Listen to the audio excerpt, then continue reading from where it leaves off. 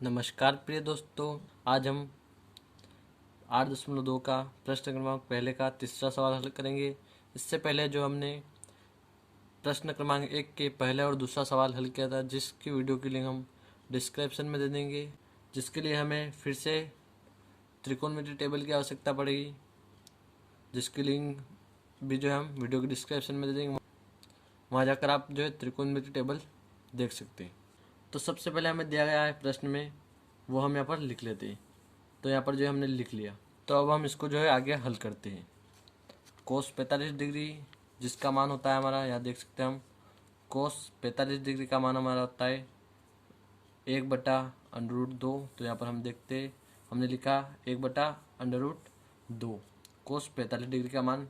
फिर सेक 30 डिग्री का मान जो है यहाँ पर देखते हैं हम, सेक जो है 30 डिग्री का मान हमारा होता है 2/√3। तो हमने लिखा 2/√3 प्लस कोसेक 30 डिग्री। तो कोसेक का देख लेते हैं हम, कोसेक 30 डिग्री का हमारा मान होता है 2। तो यहाँ पर हमने लिखा है 2। इसके बट्टे में कुछ नहीं है तो हम 1 लिख सकते हैं। उसके बाद हम इसको आगे हल करते हैं। सबसे पहले हम जो है 1/√2 को जो है जो करते हुए हम लिखते हैं। फिर उसके बट्टे में जो है हम इसका त्रिगुणा करेंगे। तो 1 का गुणा हम 2 में करेंगे तो हमें 2 प्राप्त होगा, प्लस का चिन्ह हम लगा देंगे। √3 का हम 2 में करेंगे तो हमें प्राप्त होगा 2√3 हमें प्राप्त हो जाएगा। फिर नीचे वाली संख्या का नीचे वाली संख्या से जो है गुणा हो जाएगा। तो √3 का गुणा 1 में होगा तो हमें √3 जो है प्राप्त होगा।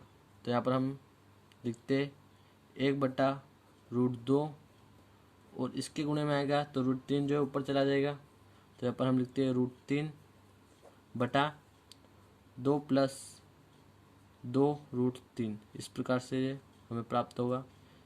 फिर इसके आगे √3 का गुणा 1 में करेंगे तो हमें प्राप्त होगा √3। फिर इसके बटे में हम √2 का गुणा 2 में करते हैं तो हमें प्राप्त होगा 2√2 प्लस √2 का गुणा हम 2√3 में करते हैं। तो यहाँ पर जो हम √2 का गुणा 2 में नहीं कर सकते, हम √2 का गुणा जो है √3 में करेंगे, क्योंकि करने वाली संख्या का गुणा हम करने वाली संख्या में ही कर सकते और केवल संख्या का गुणा हम केवल संख्या में ही कर सकते हैं। तो यहाँ पर हम 2 को जो का त्यों लिखते हैं और 3 का गुणा 2 में करते हैं। तो हमें प्राप्त होगा √6। अब हम आगे जो यहाँ पर लिखते हैं हर का परिमेयकरण करने। तो यहाँ पर हमने लिख लिया हर का परिमेयकरण करने पर। फिर हम लिखते हैं √3/2√2 प्लस 2√6। हम बट्टे वाली संख्या का जो है परिमेयकरण करेंगे। तो यहाँ पर हम गुणित का चिन्ह लगाएंगे और फिर 2√2। यहाँ पर प्लस है हमारा, तो परिमेयकरण करेंगे तो माइनस का हो जाएगा चिन्ह। फिर 2√6 और बटे में फिर जो का त्यों लिख देते हम 2√2 माइनस 2√6 बराबर √3 का गुणा हम 2√2 में करते हैं। तो यहाँ पर √3 का गुणा रूट वाली संख्या में होगा 2 में, तो 6 प्राप्त होगा हमें। तो 2 को हम जो का त्यों लिखते हैं तो करनी के अंदर 6 हो जाएगा। तो 2√6 फिर माइनस का चिन्ह। फिर √3 का गुणा हम 2√6 में करते हैं तो 2 जो का त्यों और 6 का गुणा 3 में होगा तो 18। फिर इसके बटे में 2√2 यहाँ पर है हमारा और 2√2 यहाँ पर है, तो हम इस पर वर्ग लगा देंगे लिखकर 2√2 2 बार है तो इस पर हम वर्ग लगा देते हैं। फिर प्लस माइनस माइनस, यहाँ पर 2√6 और 2√6 इस पर वर्ग लग जाएगा। इसके बाद जो हम इसको यहाँ पर हल करते हैं 2√6 माइनस 2√18। फिर इसके बटे में हम आपको रफ में समझाते हैं। यहाँ पर देखते हैं, यहाँ पर हमारे पास जो है 2√2 पर जो है वर्ग लगा हुआ है, यानी कि हम इसको 2 बार लिख सकते हैं। इसको जो है हम 2 बार लिख सकते हैं इस प्रकार 2√2 गुणित 2√2। तो यहाँ पर हम संख्या का गुणा संख्या में करते हैं, यानी 2 का गुणा 2 में करते हैं तो प्राप्त होगा हमें 4। फिर गुणित रूट का यानी करनी का करनी में हम करेंगे तो प्राप्त होगा हमें 2, क्योंकि करनी के अंदर संख्या का मान आधा होता है। करनी 2 और करनी 2 हमें प्राप्त होगा 2, बराबर 4 का गुणा 2 में करेंगे तो हमें 8 प्राप्त होगा। तो यहाँ पर हम लिखेंगे 8, फिर माइनस का चिन्ह। फिर हमारे पास है यहाँ पर 2 करनी 6, इस पर भी वर्ग लगा हुआ है, तो इस प्रकार यह भी होगा 2√6 गुणित 2√6। देख सकते हैं आप। हम फिर संख्या का गुणा संख्या में करेंगे तो प्राप्त होगा 4, फिर गुणित करनी 6 और करनी 6 तो हमें प्राप्त होगा 6। 6 चौक होता है 24, तो यहाँ पर हम लिखते हैं 24। यहाँ पर हम लिखेंगे 24। यहाँ पर 2 को जो हम उभयनिष्ठ ले लेते हैं तो हम लिखेंगे यहाँ पर 2, फिर ब्रैकेट के अंदर करनी 6 माइनस करनी 18 बटा, यहाँ पर 8 में से 24 जाएगा तो बचा माइनस का 16।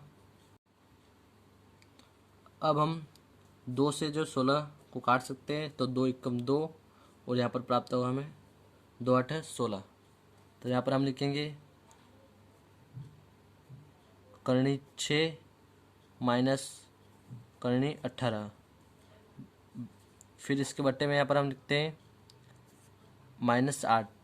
माइनस हम यहाँ लगा देते, पूरे पर जो है माइनस लग जाएगा अब हमारा। तो यहाँ पर हम लिखते हैं -18 जो है करनी 18, इसका हम वर्गमूल निकाल लेते हैं। हमारे पास है 18, तो इसका वर्गमूल हम निकालेंगे तो 2 नमे की होती है 18 हमारी, और 3 3 9, फिर 3 से 3 कम 3।